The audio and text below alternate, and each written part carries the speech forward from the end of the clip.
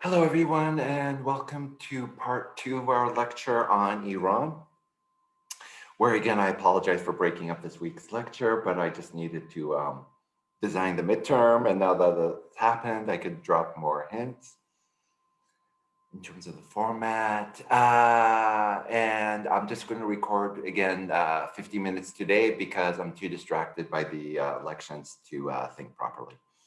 Okay.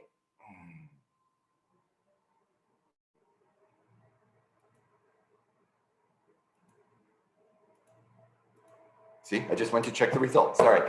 Anyway, okay. So let's just pick up where we left off.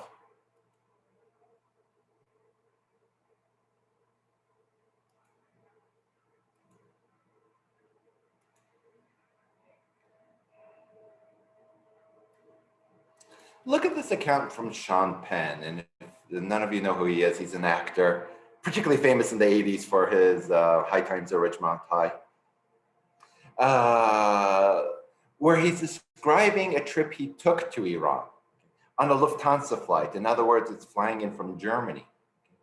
And what is amazing about this experience is this: the minute the plane flies over German airspace, look at the announcement you would have on the flight. All female passengers, by decree of the government of Iran, all female visitors are required to keep their heads covered. In your interest, we ask you to put on a scarf before leaving the aircraft in Tehran. In other words, this is quite profound. Where does the patriarchy of the state begin? Literally, once you enter Iranian airspace, look in terms of the kind of projection of patriarchy. The minute you enter Iranian airspace, the patriarchy of the state is in effect. Definitely by the point you leave the aircraft, okay, the state is not only present in the aircraft, okay, but the minute you step out, right, you become a billboard for the Iranian state. In other words, you are a declaration, each female that leaves the plane, of the power of the Iranian state to dictate how women appear.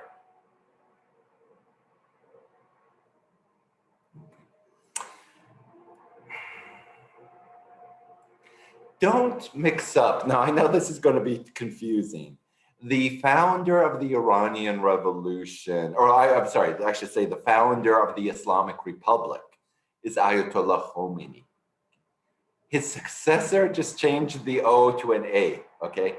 And there's a reason why their names are different. They're both two different cities, okay? Khamenei, all right. This is successor. No, this is going to get confusing. Okay, but here we go. I need to go into this. Khomeini never held the presidency of Iran. The Islamic Republic created a new position of executive power called the Supreme Leader, which Khomeini was the first Supreme Leader. It's not a position where you're elected. Khomeini held it till he died in 1989. And that's where we'll, that's the juncture in which I end this particular segment. Khamenei here was the president of Iran. And then when Khomeini died, he went from becoming president to spiritual leader in 1989, okay? This speech then is, why is it in the Khomeini era? It is because this is when he was the president of Iran. All right. So let's look at how women's appearance are being described in this speech. It's a primary source. More than Iran's enemy needs artillery, guns, and so forth. And who would Iran's enemies be in this time? Iraq was waging a deadly war with Iran and the US, okay? They spread their culture through moral corruption. Instead of bombs, now send mini skirts. Okay.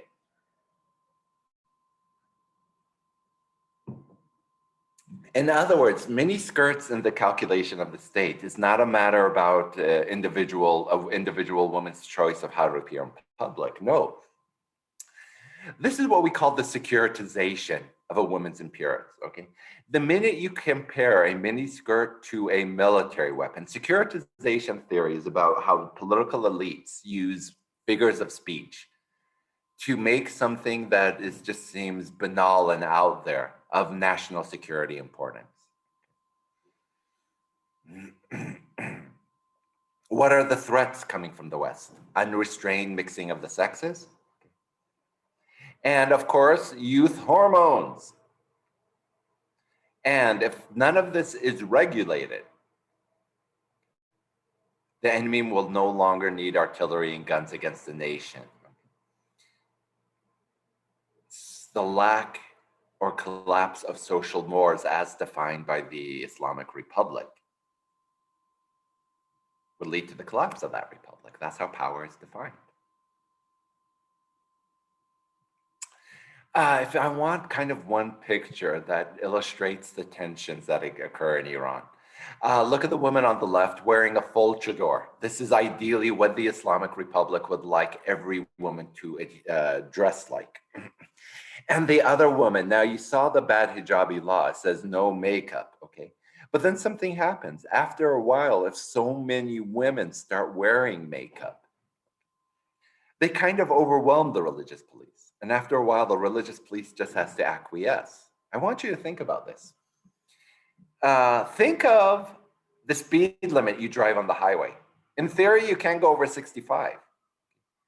But so many cars go over 65 and there aren't enough police to go around. What does the police eventually do? They just acquiesce to it as long as you're not going way over 65. What is that limit? Well, you see, you're already breaking the law. So there's no way the state's going to define, you know, if you go over this, if you go over 82, then you're going to get pulled over. It's the same with veiling. Women know that, in other words, they push the limits of the state. They push the limits of state patriarchy. They know if they wear makeup, that's not going to be enough to land them in trouble with the religious police. This day and age. In the early days of the revolution, oh, it was enough to get you in trouble. They know they can show some hair, but any woman knows if you go completely uncovered, then you're standing out, and then you're going to get your ass hauled, excuse my language, you're going to get hauled away by the religious police.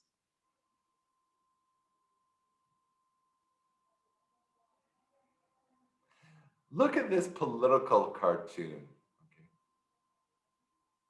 Because this is a political cartoon that's attacking bad hijabi, okay?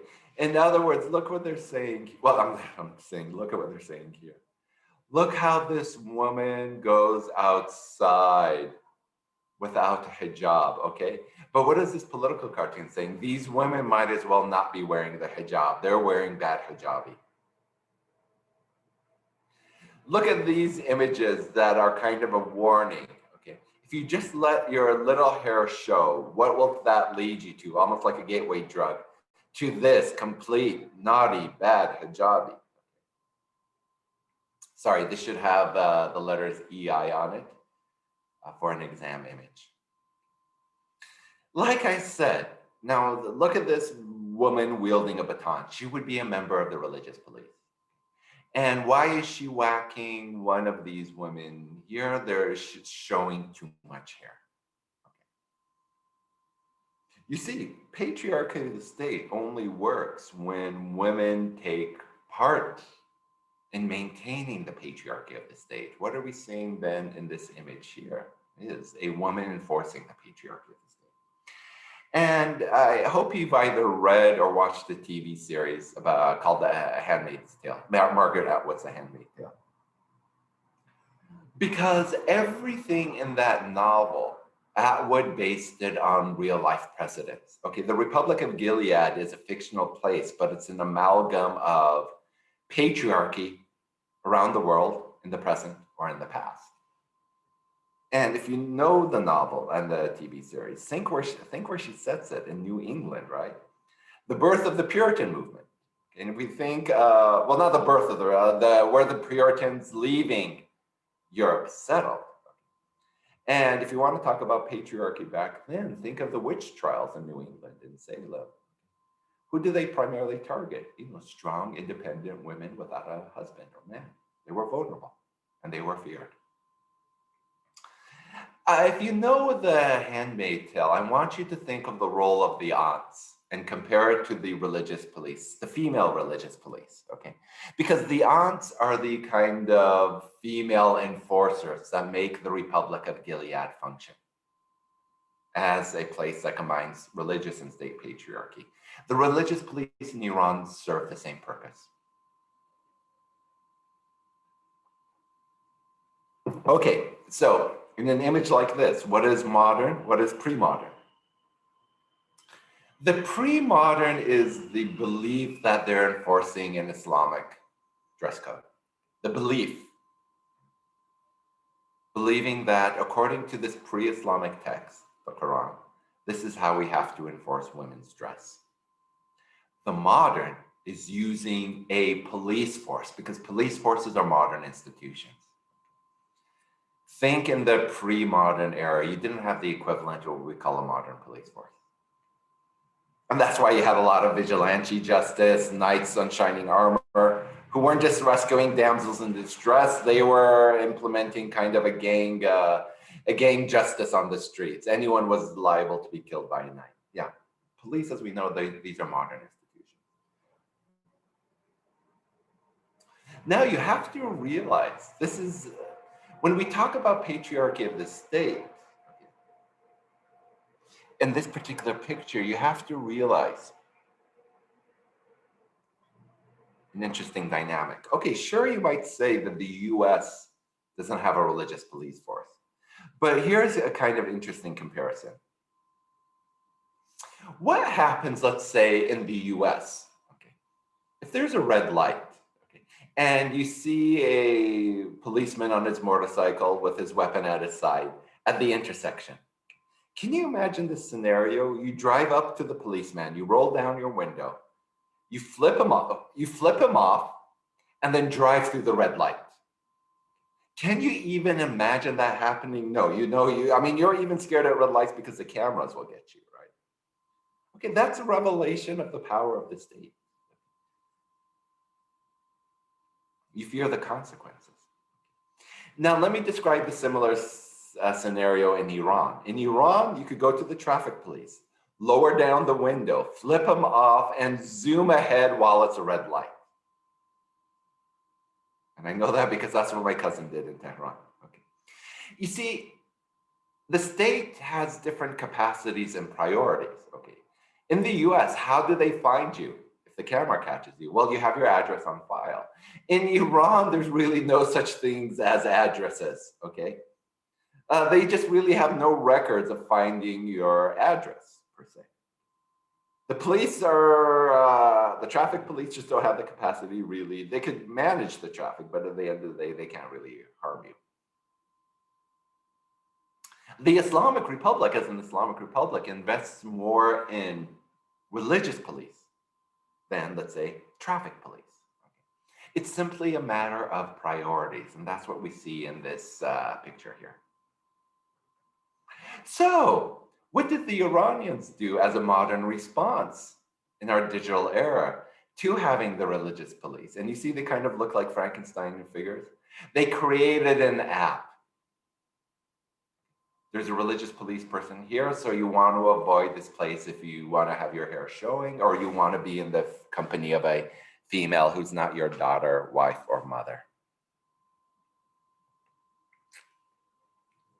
If we look at the present, from the original bad hijabi law to how women in Iran look today, okay? And if you remember the bad hijabi law, no bright colors, no makeup, no hair showing, no foreign brands. These women are either wearing Gucci or fake Gucci, very bright colors, both scarf and shirt, and have a lot of makeup and hair showing. And this is the reality. There's only so much the patriarchy of the state could control in these cases.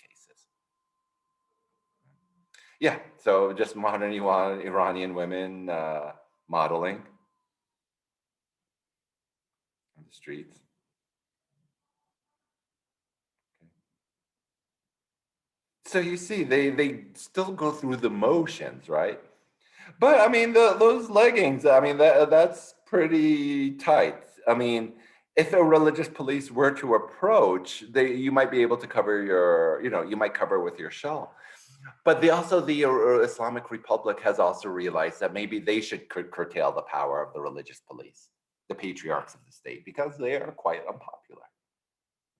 I mean, if you look at an image of an Iranian woman here, again, technically conforming with the law, but really pushing it to the limits. And all right. And yeah, in theory, so this is what a cafe would look like in Iran. In other words, if that man would not be able to sit with these women if he's not married to either of them or not a relative.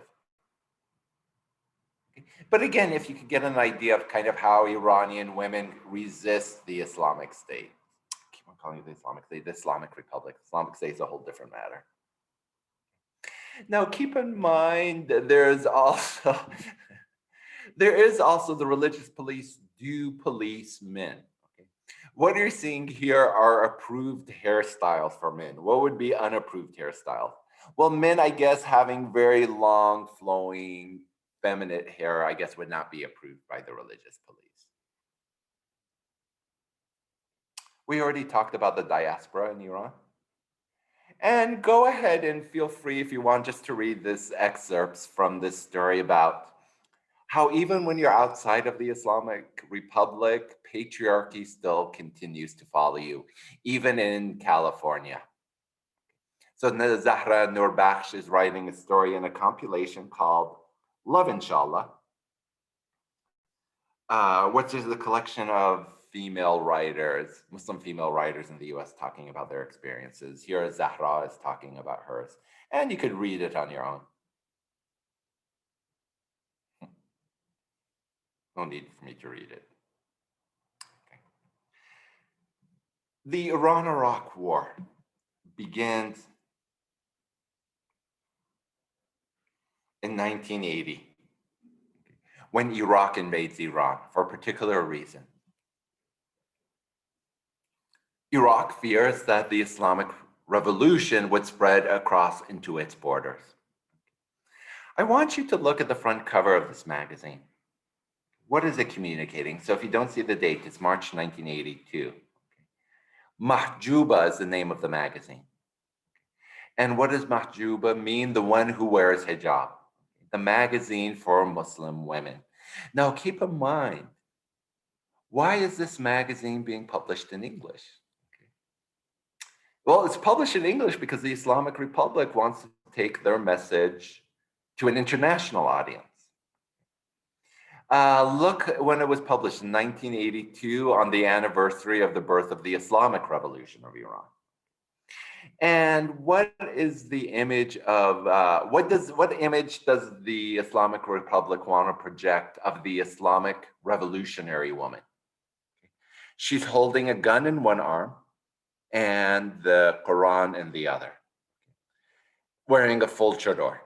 This is the ideal feminine type for the Islamic Republic. Willing to defend her nation in the name of the faith and perfectly observant.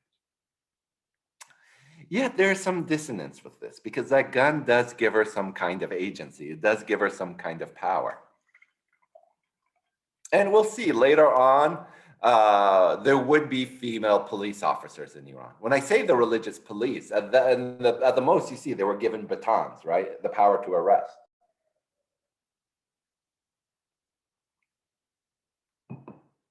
Remember, this is a fictionalized image, it's drawn, but to imagine kind of a women would not go into battle, let's say during the Iran-Iraq War with automatic weapons. So compare this image to, again, this should have the word exam image on it. I'll fix this and re-upload it, okay? This is also another example of patriarchy of the state. This is State Patriarchy. It's a magazine published by the government. Basically the state saying this is how the ideal woman should look like. But let's go back to that previous image. Okay, what is pre-modern? Well, since time immemorial, we assume Muslim women wore the chador. Even though I say it's not explicitly mentioned in the Quran that they have to. What is pre-modern? Holding the Quran in her hand. Even though this day and age is mass-produced on a printing press, it's still a pre-modern text. What is definitely modern without a doubt is the machine gun. Which, correct me if I'm wrong, but well, I don't expect you to correct me if I'm wrong.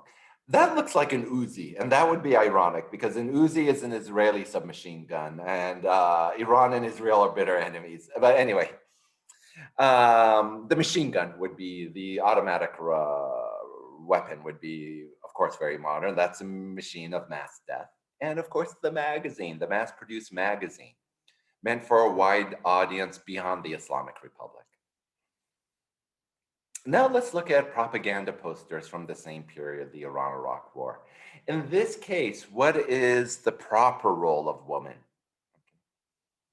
Is to serve as either the mother, well, basically, yeah, the mother or the sister of the martyr who goes off to the front lines and fight. So here you see the patriarchy of the state dictating what is the proper role of women during this conflict. Now, who is that beheaded man? It's not the headless horseman. You have to go back to our previous lecture on the death of Imam Hussein. In other words, this is mass-produced propaganda. And basically, what is it saying? What is the proper role of women during the conflict? The masses of men can go home and fight. The good woman is either produces future soldiers, okay, that will go on to defend the nation.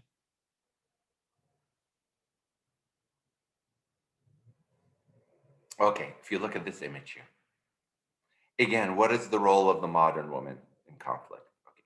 So here we have the man with his assault rifle, right? What is the book he's holding in his hand? Well, that's the Quran. Now, who is pushing him forward? The clerical establishment. The clerical establishment saying, go fight, okay? Now, look at the soldier. He has a rifle. He would like peace, hence the dove on his rifle. But he has no choice to go forward and fight. The woman stands behind the man, taking care of the man's children, urging him on, okay? But also holding that flower, for if he comes back and dies a martyr, he'll be rewarded that flower on his grave. This is mass-produced propaganda. Okay, so what do we see here? Pre-modern ideas of martyrdom, modern ideas of, well, what happens, what is the proper, when I say this is a modern idea, men should go to fight and women stay home. That's modern state patriarchy, because this is modern warfare. This is the 1980s, and I want you to compare a picture like this in the European setting. Okay, look at World War I propaganda posters. This is propaganda for the masses. And it's the same element. Both were produced as a result of patriarchy of the state dictating what is a woman's role during war. Stay home, raise the kids, in both cases, while the men go and fight. That's patriarchy of the state. Okay. The war ended, and we do see women now becoming given arms to become the guardians of the state, so to speak. So here we see a female SWAT team rappelling down a building, still wearing the full chador. Women being trained in, small arms fire. Yeah, these are military shooting ranges. So this would be for the female police, because like I said, the religious police beyond batons, they would later be given, would be trained in the use of assault rifles. At the same time, Iran's greatest threat during the revolutionary period would also be a religious movement that challenged Khomeini, that challenged Khomeini's hold on power. Okay. This is an exiled movement. And of course, if this was an exiled movement challenging Khomeini, where would their base be? Well, Iraq. Iraq would sponsor this exiled group as a hope that if Iran were to be invaded and Khomeini overthrown, these guys would take over. Do you see how this exiled group, and their name, I'm not going to expect you to remember it, is the Mujahideen-e-Khalq, led by a woman named Maryam Rajabi, as we see here. Do you see how this group chose a woman to be its figurehead? Well, that was a way of showing, and it's, you see, this is also a form of patriarchy, because in fact, the leader of this group was really a man who deliberately went behind the scenes. He wanted his wife, who's here, to be the face of this group, so the West would think that this is a kind of softer Islamic alternative to the Islamic Republic. It was a way of courting international approval. And yeah, they made a specific show of saying that in our fighting forces, 1/3 are women. Okay. And again, why is this patriarchy? Because this was for show. In fact, this exile group emerged into a very secretive, almost cult-like organization, very much like the Rajneeshis, if you've seen that series on Netflix. Okay, very good. So that was all the kind of elements leading to dealing with patriarchy, gender under Khomeini's period. In the following lecture, now we're going to go to what the Islamic Republic looked like after the death of Khomeini.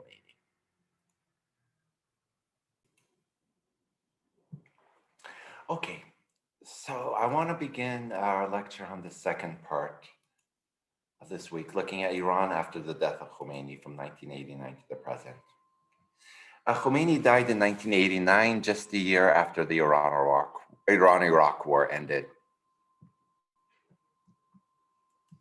And what happened in that space was a flowering of Iranian cinema, but also at the same time,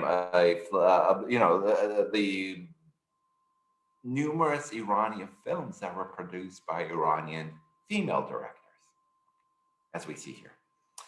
Now, we're going to see producing film in Iran, particularly for women, is quite a complicated matter. We'll see why. Okay, so if we look at this director, her name is Tahmineh Milani. Of course, when you create a film in Iran, you have to get the script approved by the Ministry of, well, let's just call it, and you don't have any equivalent of this in the US, so you might not really understand this.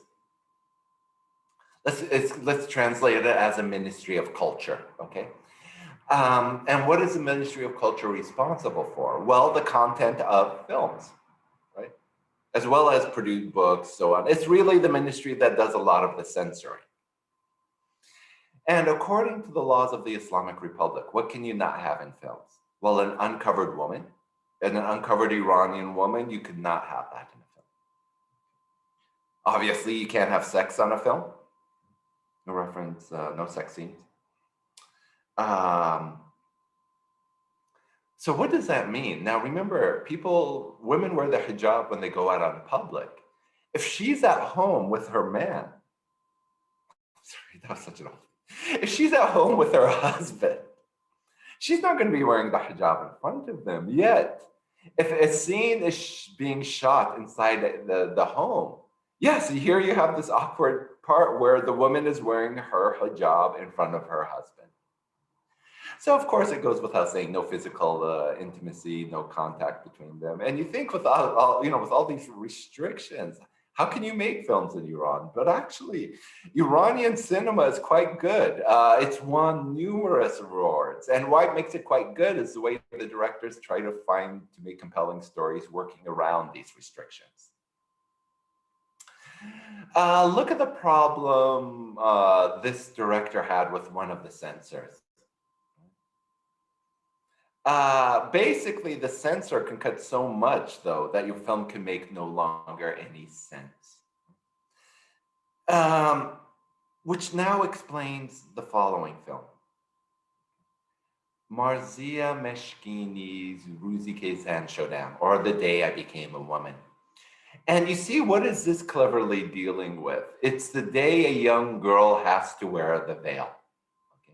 And you see, because she's a child, technically she doesn't have to be filmed during the entire film wearing a veil. Okay? But what is this short dealing with? It's the logic and rationale, how one day this person was a girl, and after the clock struck a certain hour, she woke up and was a woman, and thus had to veil. And that's what Mishkini deals with in this particular film. Now, you see, this film to kind of broach sensitive topics. How did Marzia Meshkini get away with this? She filmed this as 3 short films, right? And what's the strategy of filming 3 short films, each 19 minutes long? Why? Because if you do it that way, you don't need approval from the Ministry of Culture for short films that are under, which makes no sense because I've heard of no porn that lasts, never mind, that lasts more than 20 minutes. But anyway, I shouldn't have gone there. Anyway, and it's too late to re-record this. Yeah, but I don't know the logic. Why not censor films that are also short films? But anyhow, so with 19 minutes, what she did was film 3 short films that's not requiring approval from the Ministry of Culture. And you need that approval because, of course, you just can't go shooting in places in Iran. The police will come by and say, where's your permit? And then what she did was, for the foreign market, she combined those 3 short 19-minute segments as a single film. And that's how she got around the censorship system. Now, you see, this was the original poster Meshkini wanted, but even this poster was rejected. Because again, women aren't supposed to be riding bicycles in public. It's seen as something obscene. I don't know if you remember a long time ago when we had our first class, when I showed you these lists and regulations in front of a Spanish church, where even then it was, a proper woman does not ride a bicycle, whether it's in a conservative Catholic country in the 1940s or the Islamic Republic today. Same in Saudi Arabia, women are not allowed to ride bicycles. And so what does this film do? And again, remember in the short take, so this is the second part of her film, The Day I Became a Woman. Her husband, who is riding a horse, the pre-modern form of transportation, is coming up to his wife, who's riding a modern form of transportation, saying, now he asks not only his wife, but then all the other girls in a race with her, why are you riding this bike? Don't you have a man? And then an angry priest, also on horseback, approaches her and says to all of the women, you're not riding a bicycle, it's the devil's mount. Women have tried to get into sports such as race car driving, and they face a lot of patriarchy. This isn't from the state, this isn't from the religious, this is just simply socio-cultural patriarchy, where a lot of other male race car drivers would say to this driver, the only machine you should be operating is a washing machine.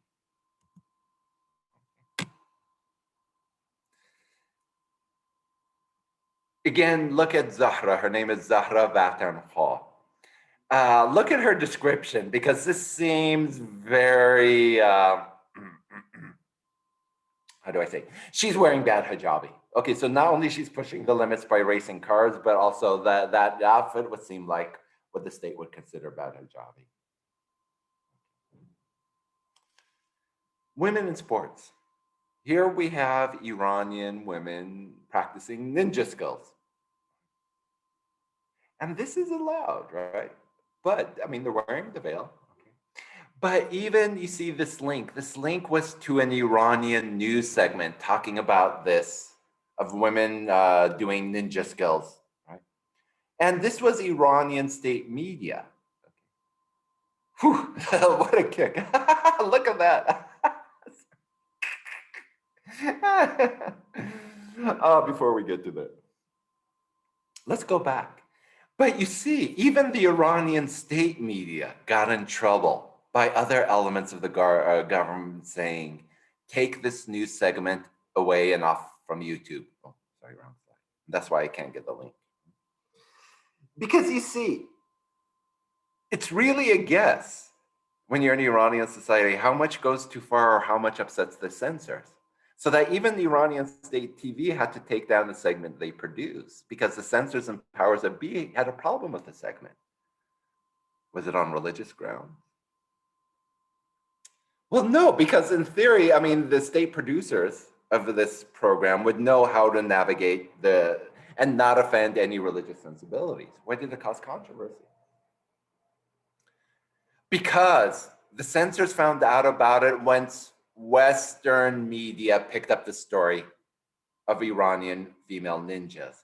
And when that happened, then the religious authorities started to pay attention to what was maybe like a 10-minute segment on the news.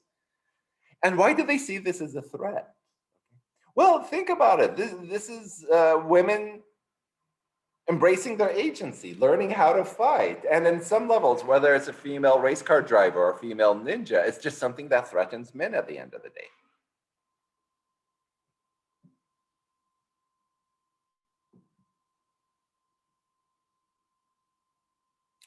Uh, on the very outskirts of Iran, in the peripheries, you have female surfing.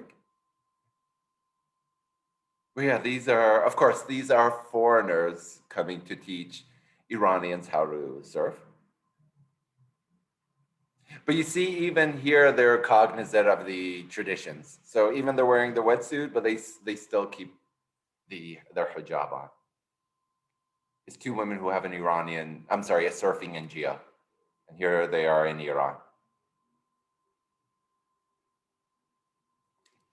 And here is another prominent Iranian, one of the youngest Iranian film directors. Dealing with subjects that usually are, again, not just on gender issues, but dealing with issues such as war. Here she's filming in Afghanistan. What about female toys? In this place, here we see the geopolitics of Barbie. Yes, in theory, you could get any toy from the West in Iran. It just costs a lot because, of course, in theory, they shouldn't be sold in Iran because Iran is under sanctions. Look at this. How Western notions of beauty affect women in Iran from sentence number 1. And of course, how did the Western nose craze go to Iran is because Iranians found ways to watch foreign TVs via the satellite, and I'll talk about that later. But look at this sentence made by an Iranian woman. Everyone saw how the Western woman, they have very small nose and look almost like Barbie. And the Iranian woman, they see them and they say, oh, I want to look like them. Now, for all that we know, and remember the very first lecture, how Barbie is kind of, by the laws of physics and biology, an impossibility, right? But nonetheless, not only does it give girls in the US kind of a warped sense of what femininity and what the perfect body should look like and something, but you have to also understand it goes global. And so what are we seeing here is the globalization of the Barbie doll. Okay.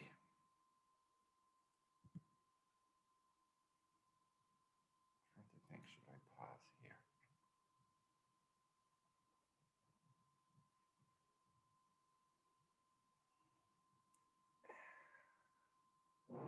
Why don't I pause here? This is a good place to pause. And I'm going to pause here with the explicit request that you read this article dealing with